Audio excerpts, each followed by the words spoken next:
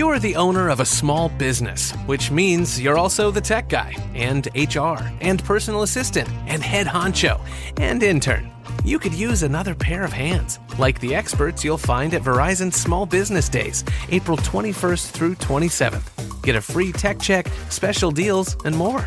Call 1-800-483-4428 or visit verizon.com/smallbusiness to book your appointment. Verizon Business.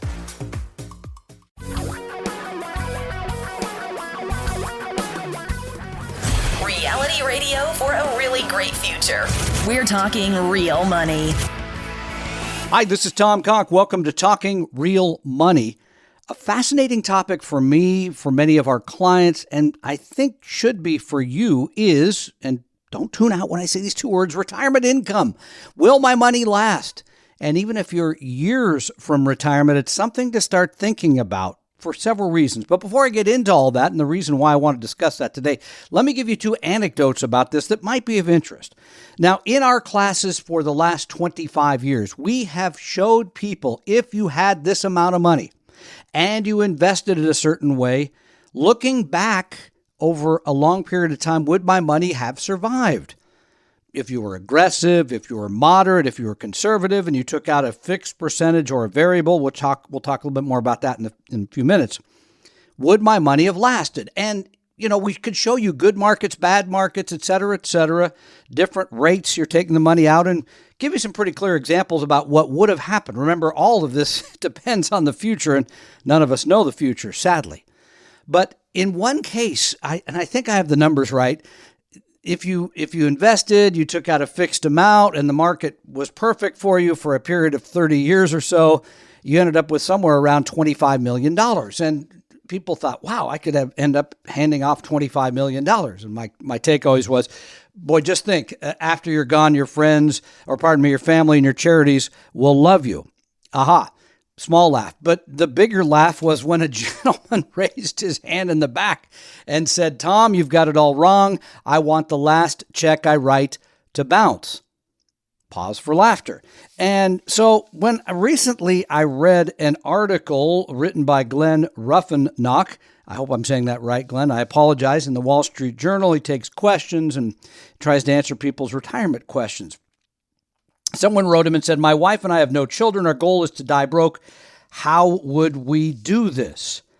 Now, he points out that this is not the first time this has come up. There's been books written about it. 1997, Die Broke by Stephen Pollan and Mark Levine popularized the idea that you whittle your estate down to zero before you pass it on. Their thinking, by the way, was work is more fulfilling, more lucrative than leisure, which I happen to agree with. I love my work. I have no trouble getting up every day of the week and doing something that involves my work. And he also points out there's other books, one written called Live Well, Die Broke by Tony Walker, another one, Die with Zero by Bill Perkins. Now, here's their point in these authors. People have a tendency, and I agree with this, to fixate on the money they're saving and the money they're making on those savings in retirement. They oftentimes think there's a wall between the day they quit working and the next part of their life when it comes to money, which is a misunderstanding. I think most people that we work with, that we know, and many of you are going to need to still make money on your money in retirement and not just say, I've retired now, put it all in bonds or put it all in cash or something else that's going to be a lot less risk than stocks. Most people need to have some stock exposure.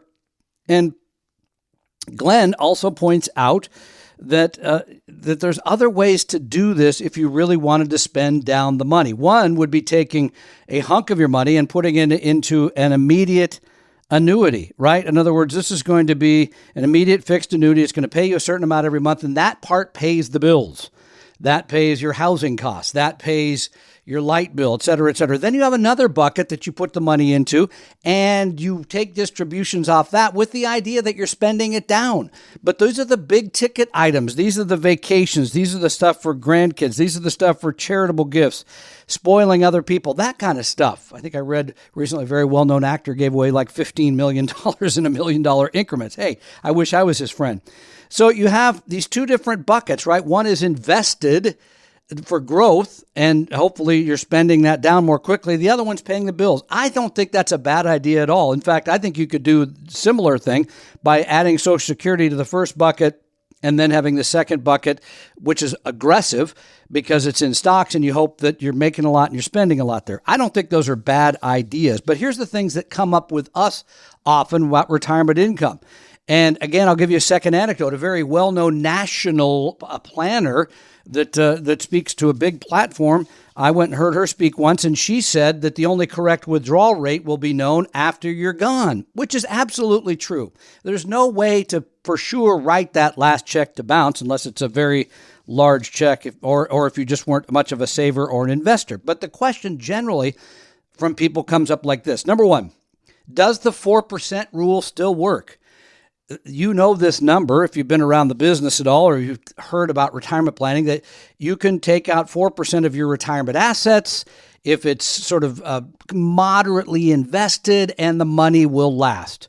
Will that work into the future? Well, we don't know because it certainly in the past it's worked, but bonds were paying you a little bit more. We've had a period of very, very good stock markets the last 40 years that have helped, right? We don't know what the next 40 may hold. But in a general sense, if you take out 4, and you already know this, and you're moderately invested, the money should not only last, but you wouldn't be touching much of the principal. The question to you is, in retirement, are you willing to see the volatility that comes along with that? Are you willing to see your portfolio go down by 20 to 25% in value? If you raise your hand to that and say, no way, absolutely not, then you probably need to have more in bonds than in stocks, and 4% may or may not work. Number 2, what is the magic number? How much do I need to have saved? And this has come up more, I think, with the FIRE movement, especially lately, because I want to quit earlier if you adhere to their beliefs, right?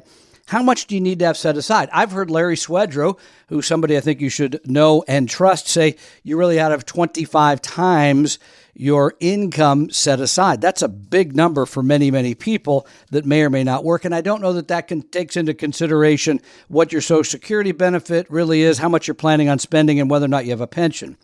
And then the other one comes up is sort of how to do this. How do I go about getting the money out? And we have, for years in our classes, showed a variable withdrawal strategy, sort of pay yourself more when the market pays you more. I know our friend Paul Merriman does that personally and has recommended it for a long time. And that allows you to be more aggressive in the great years. So one year, this again is a line I've mentioned at classes many times. One year you're taking the gang to Hawaii. The next year you're taking them to fill in the blank local swimming hole. Difference in spending.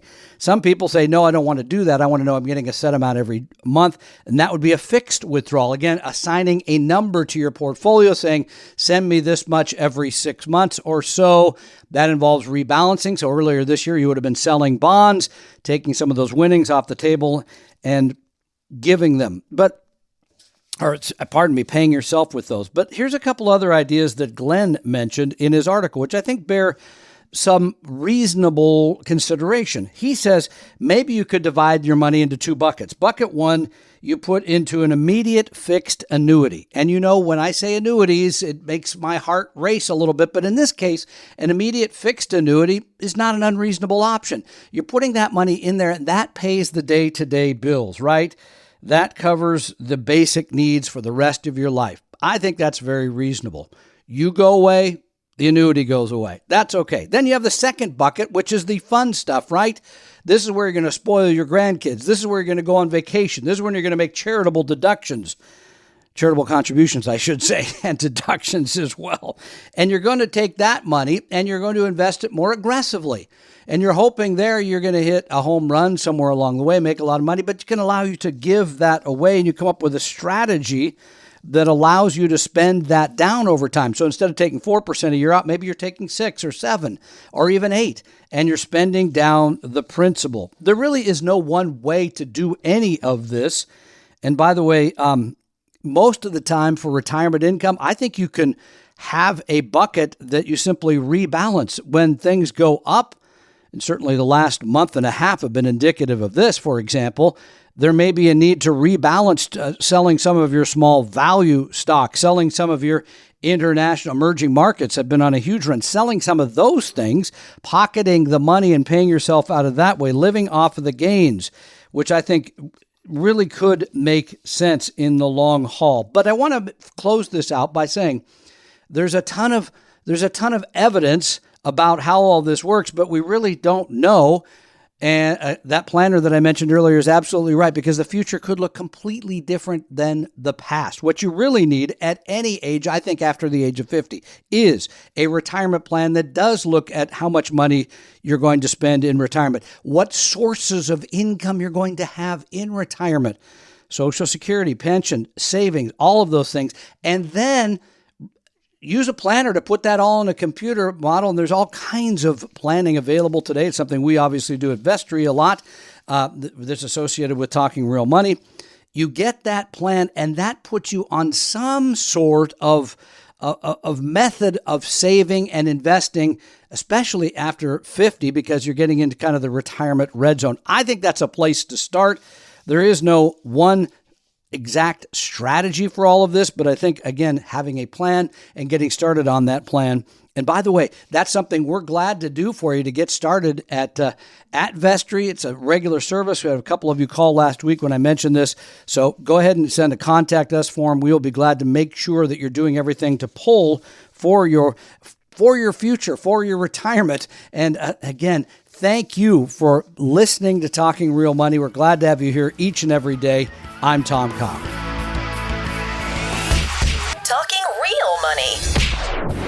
We hope you realize that the information provided on Talking Real Money is for educational and hopefully enjoyable purposes only. Providing personalized financial planning or investing advice takes time, so please consult with a really good fee-only fiduciary investment, tax, or legal advisor. We know a good one. Investing must always involve risk. In other words, you can and probably will lose money at times.